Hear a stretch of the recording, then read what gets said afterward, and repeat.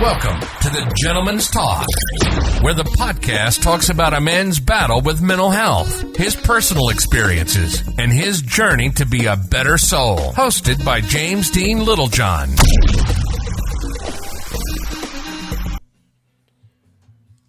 Hi everyone, and welcome back to the Gentleman's Talk.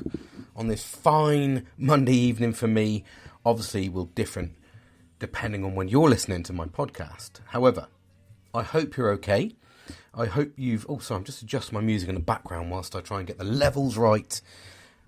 I've put something a bit different on today. It's just creeped up with my 2021 list, and it's quite vibey, if that's even a word. So I'm just going to look for something a bit different. But it's the thing where you're multitasking now. Got to get the right music in the background to set the right ambiance. There we go. So yeah, I hope you're okay.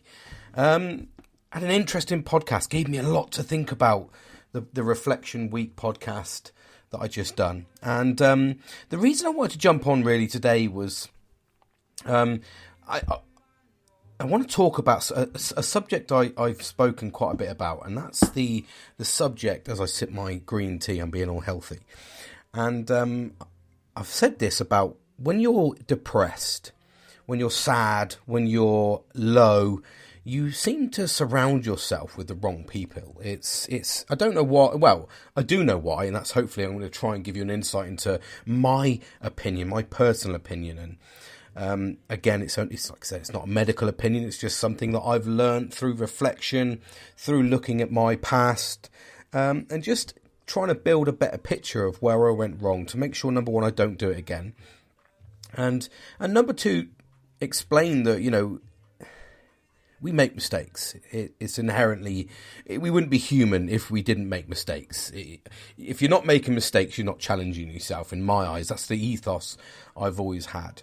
And when you surround yourself with the wrong people, it brings on a massive amount of sadness. But at the same time, you think it's the right area to be in. And do you know what?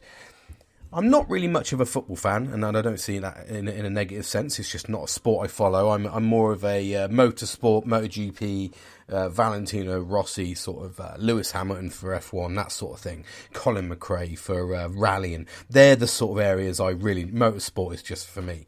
There's a lot of high adrenaline, a lot of fun. But I watched the Piers Morgan interview with Ronaldo, and I looked at it more from a mental health perspective, and it resonated with me because, and I speak about this, and I spoke about it yesterday actually in my reflection podcast, and resilience and strength, and I spoke how it doesn't matter what wealth group you're in, we're all susceptible to pain during our life. We all are.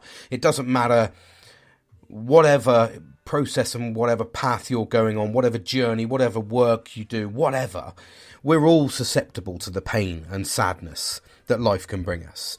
And there's no more proof in the pudding than the interview with Ronaldo and Piers Morgan. And there was a lot of history in that. There was a lot of hurt. You could see that. He was surrounded currently by a toxic environment to him. I don't know enough about his background to know, I've seen the mixed reviews. Some people are saying that he's the toxic person, and some people are saying that the club's a toxic person and they're supporting Ronaldo.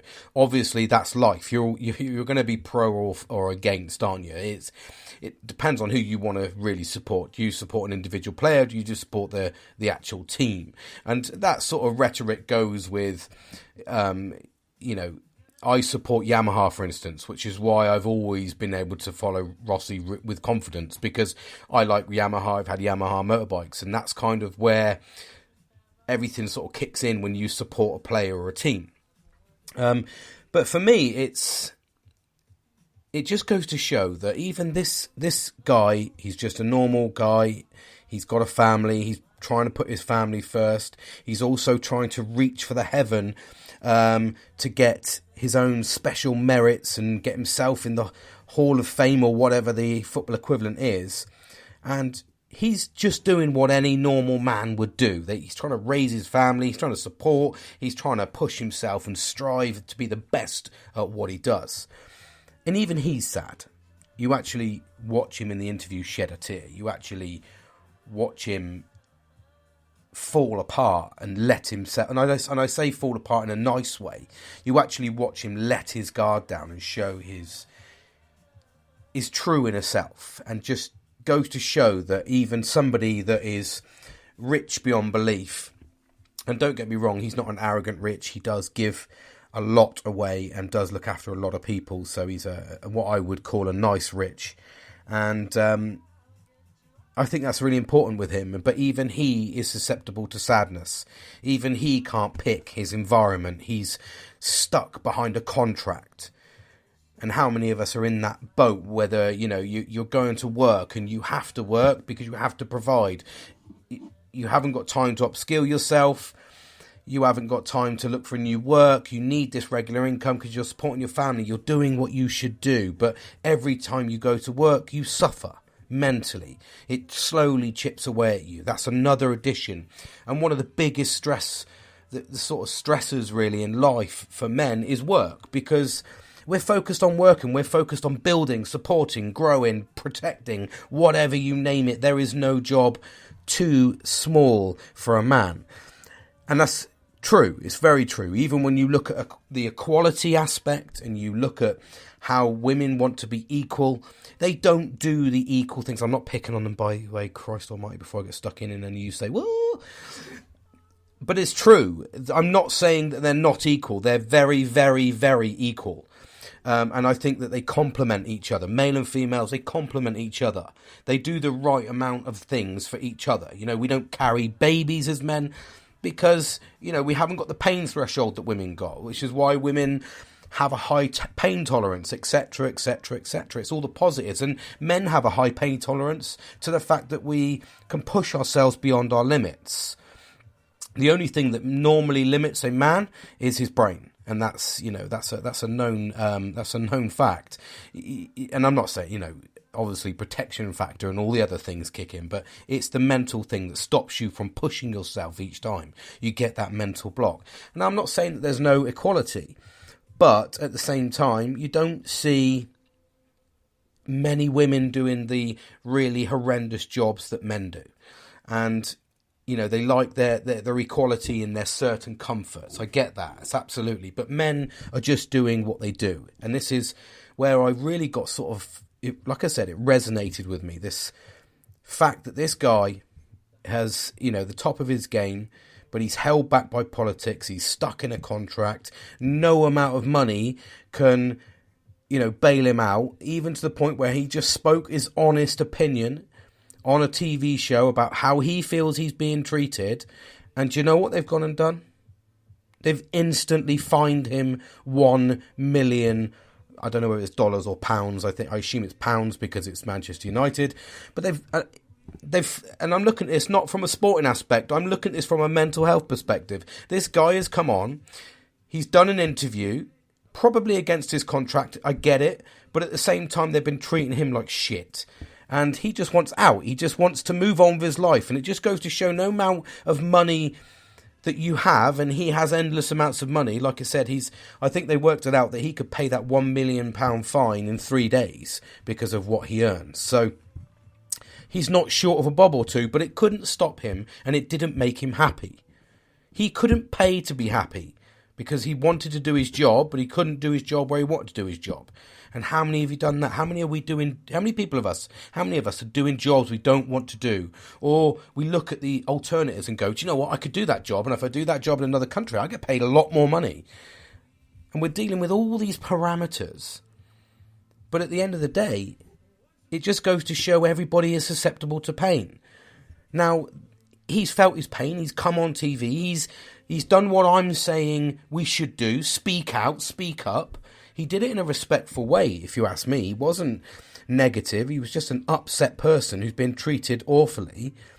And laid his heart on the line and got fined for it. So instantly he's been made to see the bad person for speaking his mind. And that just reinforces the fact that men, you can't talk out. Don't you dare speak out against the person that's treating you poorly. How dare you? And that's another thing. Whereas if you did that if that was a woman in that situation, Yeah, and it was a woman, and say for instance it was and I'm just going to chuck an extra little bit in there, a little bit in there, sorry. And that's, say for instance it was a woman team and a male coach that did that. And the woman came on and cried her eyes out. The world would be in uproar. He'd be getting fined. He'd be getting kicked out. He wouldn't be able to do anything. He's now a bully. He would get absolutely ridiculed if somebody had come on and said, oh yeah, I'm being treated a bit unfairly by such and such. And you know what I mean? He didn't. And that's the difference of how men are even treated, even though there's people out here that are talking and going, yeah, speak up, let's get ourselves, we can make ourselves better, rah, rah, yeah, let's all look after each other, really good one. And there's the man just trying to make an honest pound and doing what he is amazing at. And that's what I mean. It's difficult, isn't it? And that sort of brings me round, really, to think about, and it's interesting, really, and the reason I spoke about that was because I thought it was an interesting aspect from a mental health perspective. It doesn't matter how much money you've got, you still suffer pain. You still suffer the sadness that we all feel. And really what I mean by that is, and to put that into an instant positive spin, is everybody can go through this pain. We all have to go through this pain. So let's do the right thing in looking after ourselves. Let's eat healthy, drink plenty of water, get exercise, socialise, show affection. All the good things, the real endorphin boosters, the real serotonin boosters. That's what we need to look at. Get those natural things flowing. And it's really important that we do that. And that's where the well-being kicks in. And I know for a fact that, you know, okay, Ronaldo is going to have his incident is probably far less than everyone else's, and I mean that in a negative, not in a negative, sorry, but in a positive sense, that, you know, he is going to inherently have the ability to, you know, make his life better once he gets into that contract and goes and plays to someone else. If he doesn't, he's got financially millions to sit back on, and I think he's got his own island. So he's going to make himself happier faster than we would do it. But at the same time, he'll still do those same things. He'll still spend time with his loved ones. He'll still eat healthy. He'll socialise. He'll still show affection. He'll try and do what he wants to do and loves to do in the right area this time. So everything will work out, and it's all got a similar ethos on how we all need to attack life. And that's where I really changed a bit of tactics in my last podcast. Sorry, I'm just going to have to sip on my green tea. Ah, delightful, in my positive vibes cup today. And yeah, so it's really sort of kind of brings it round naturally to understand that, as I spoke about yesterday, it's bringing in the positivity. It's making a change. It's changing the way we look at things, and it's removing the. It's trying to look at mental health for what it actually is, and that is, it is an illness. It is. You know, it can cripple you. It can, like I say, it can steal you of your future. It can steal you of your dreams. It's nasty. It's horrible. There's nothing good about it. But I say that and then stop, and then I go, actually, there is. Look at it as, like I said yesterday, resilience and strength. That's the way to look at it. It offers you that ability to make yourself armor plated, because you know you've been through these horrible times. You know you've done it. Even if you went through the horrible times last month and they were horrendous, then look at it like, actually, well, I'm through, and okay, I feel shit again. Right, why do I feel shit? Start analysing it. Start thinking about why you feel shit, because there will be a problem, and 9 times out of 10, it's the details that people don't really talk about that's actually making them sad. And I did that. I used to say it all the time. I'd be like, oh, why are you sad? Oh, I'm tired. Or I'm just not in a good mood today. Or, oh, my bill came out and has left me a bit short. It's all superficial stuff, but it's really easy to, you know, come up with that as a whim to say, I'm feeling sad because of X, Y, and Z, you know. However, I've learned in great detail now that you really need to get down to the finer points when you're actually opening up to people. And that's because it's the finer points, the little details that actually offer the light at the end of the tunnel, if you like, and the light beams through that crack in the wall that I talk about, you know. And it's really important, because once you start seeing that and you start getting down to the nitty gritty of why you're unhappy, whether it's a relationship, whether it is your job, whether it's whatever it may be, friendships, whatever, when you actually get down to why you're sad, and then you think to yourself, well, actually, I can do something about this. Whether it's an incident, you can go, okay, I can acknowledge that's happened. I fully appreciate it. I accept that it's happened. But there is nothing I can do about that, in the sense that it's in the past. It's done. I need to now live in the present. It's the gift. So I don't want to keep casting my mind back all the time to think about the sadness. And this is where my journey's come along. And like I said, we're that year point for me.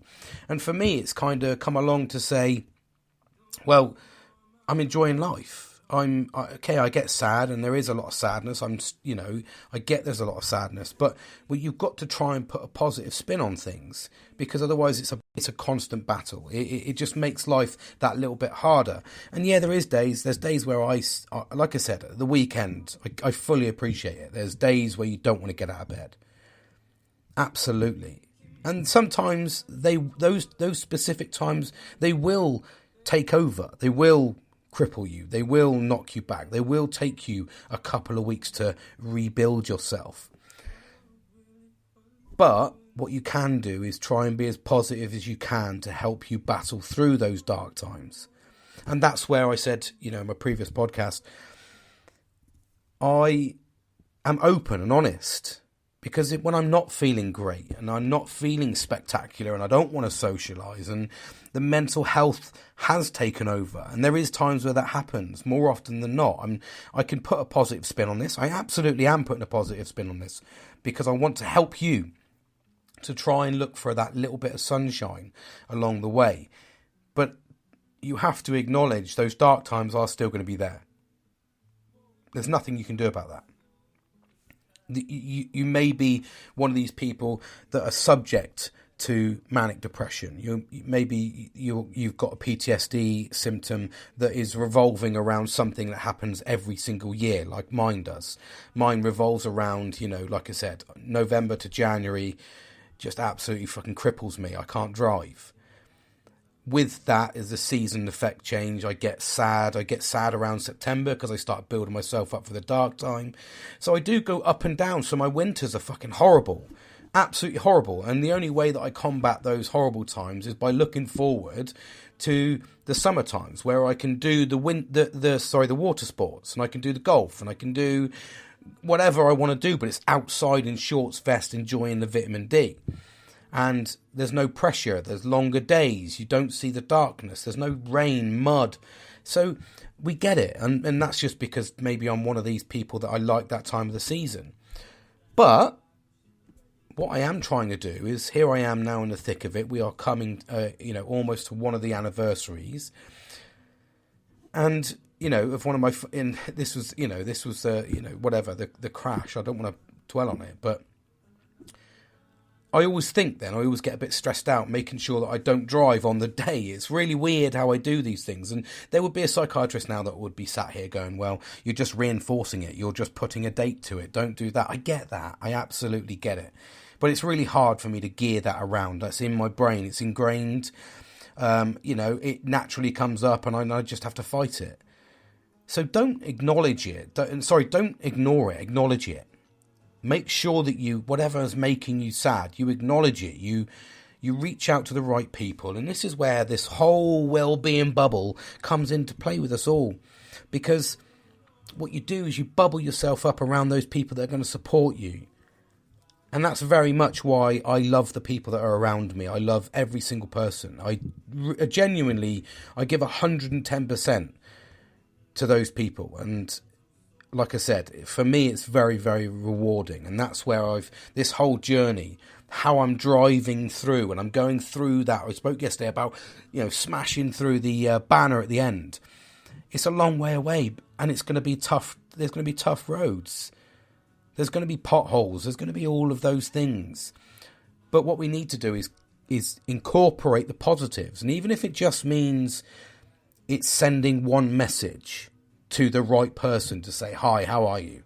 Just re-engaging with that person, or acknowledging that was a sad time in your life. You're apologetic, but you move forward. And these are all encompassed in rebuilding ourselves and really understanding ourselves. And it's not until, like I said, it's not until you really, really get to the depths of sadness where you really start to understand yourself. And that's where I've been rebuilding, is because I want to understand myself more and more. I want to understand what makes me tick. I'm almost, like I said, I've got to 41 and I feel a little bit rejuvenated, actually. And I think that's just because my outlook on life is a little bit different to what I was in my 30s. I'm trying to settle into life. I'm still weirdly wired, but at the same time, I've done the right things along the way to make that path easier.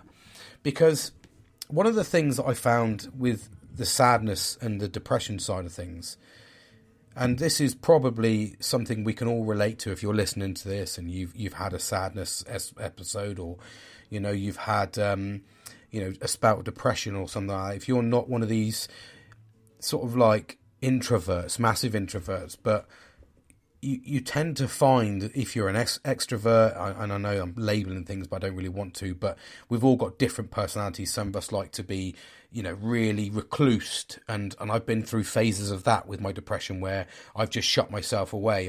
I remember, actually, when I first had the car crash, the first 3 months were horrendous for me. I used to wake up at 10 o'clock. I used to take my dog for a walk from over at one of the local army ranges when they weren't using it, but it was miles of just fields. And I used to walk around there and then come back, and I'd be back for 1 o'clock, and I'd go back into bed at 1:15, and I'd wake up at 5 for tea, and then I'd go back to bed at 7, and then I'd just sleep all the way through until the morning. And I did that for 3 months because I was heavily, heavily, heavily depressed. Now, I didn't see that as a problem, and when I say it now, I said it at the start with a little bit of I remember, as in like, let me remind you of how fucking crazy that sounds. That I thought that was normal. What was even worse, and the reason my depression got even worse, was when I realised that wasn't normal. I didn't understand why nobody spotted that around me. That was another thing that hit me hard. Was I was saying, oh yeah, I'm just sleeping all the time, and everyone's like, oh yeah, you need to just relax, mate, and yeah, probably you must need it, mate, you must need it. And they don't realise you're just fucking heavily depressed. And this is the signs and symptoms that I talk about. And the reason I talk about these signs and symptoms is because they're what we need to look out for to help each other. And that was so out of character, because before that I'm a workaholic, and after that I'm a workaholic. So you can see the massive amounts of difference. That even in that 3 months, everybody around me, family, wife, everybody, all didn't think that was a problem, just thought it was me. And I literally slept so much, it was unbelievable. And I just wanted to shut myself away. And then I all of a sudden went, oh, I can't keep doing this. I'm gonna go back to work. And then I just went back onto the commute that caused the fucking car crash. So I just jumped back on the horse. It's almost like we're geared to just fucking get on with it. Oh, you've just almost been in a coma for 3 months, mate. Crack on, buddy. Off your fucking trot, mate. Back to work. You're all good to go. Smiling and waving. For the best part of 2 years I did that, before I thought, there's something not right here. I mean, yeah, all right, I've done some things along the way. I've had a bit of road rage. I've had some fucking incidents and stuff like that. Yeah. But, but that's all normal. It's all normal. So, and that just goes to show how easy it is. And I was a social person, but what I was doing was immediately, and this is where I talk about this, I was surrounding myself with very toxic people that wanted me for fun finances, and that was about it really. And I did, because I felt that they gave me everything I wanted, so that I thought that they gave me the fun, they gave me the endorphin rush. I genuinely felt that they cared. And what I'd actually done in that space of time was I'd pushed away all the people that genuinely loved me, because I did hold resentment, because I was like, you never really saw me when I felt like I had depression. And then I got diagnosed with it, and I was like, I fucking knew there was something wrong. Why has nobody else fucking helped me? Why did no one spot this? Why did nobody say, James, fuck me, you shouldn't be sleeping that much in one day for 3 months. It's fucking ludicrous, mate. What are you doing? But nobody did. And that's the sad thing about that, is not one person in 3 months. And then when I went back to work, and even when I went back to work, I would sleep at work. I'd sleep at dinner time, and then most times I'd drive home, and I wouldn't fully go home because I didn't want to walk through the door and not be fully awake, but I was tired. So I used to pull over in the lay-by and sleep for an hour, and then I used to go in, because that'd give me another hour before I was exhausted and I went to sleep again. So it was like constant, but nobody noticed this. Nobody went, yeah, there's a fucking problem here, mate. You need looking after. And I think that's, like, that was, and I went by for years, and then when I got diagnosed with depression and told everybody, they were all like, "Now are you here? Oh, fucking hell. Oh, is that what's wrong?" And then no one really understood it for another couple of years. And in that 2 years, I just went, no, I've had enough. And I started surrounding myself by, like, I thought people that loved me. And, it turned out they were very toxic, and I learnt some very, very harsh lessons about life whilst I was there. And why did I do that, though? That's the question. And a lot of people will probably say, well, why? And there'll probably be people out there that can relate to this, because when you're depressed, my experience of it is you try to find adrenaline. You try to find that serotonin rush. I remember when I first moved out, like when I told you I left everybody, I just went and lived in a house, 9 miles away from my family in the middle of nowhere. I didn't tell anyone where I was moving. I just fucking had enough. But I lived there for 6 months. Now, again, there wasn't one day I didn't drink, to the point where I made my own homebrew, and I was going into work fucking smashed. It felt like, just severely hungover.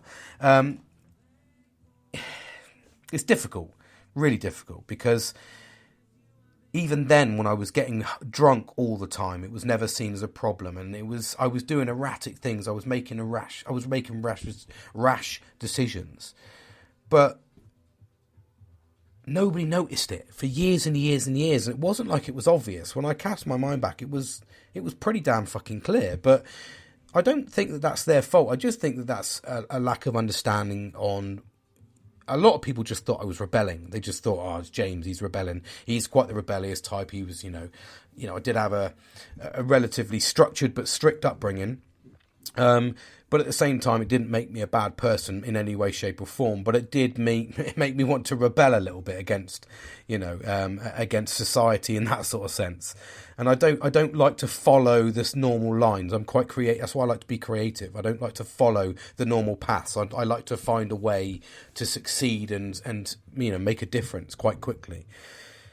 But yeah, you tend to surround yourself with the wrong people. You tend to surround yourself with what I call toxic people, because they're after you for the fun aspect that you can potentially bring, or the fact that you're willing to be daring and crazy and have a good time and take them for a jolly good fun, in that sort of sense. And you do have good experiences. And do I look at them back as they're negative? No, not really.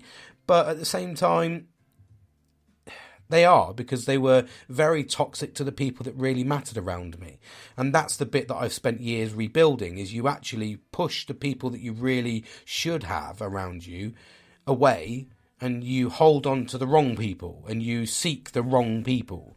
You don't actually make the effort to acknowledge it. And sometimes you can't see it for the writing on the wall. You can't see it in front of you, because you're fixated in that stage. I also remember getting very defensive over those toxic people, very defensive, and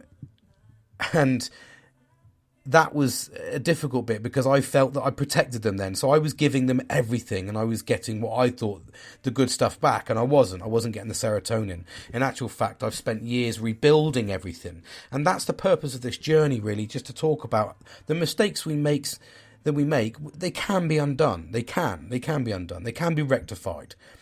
Anybody is susceptible to pain. Anybody is susceptible to depression. It doesn't matter who you are.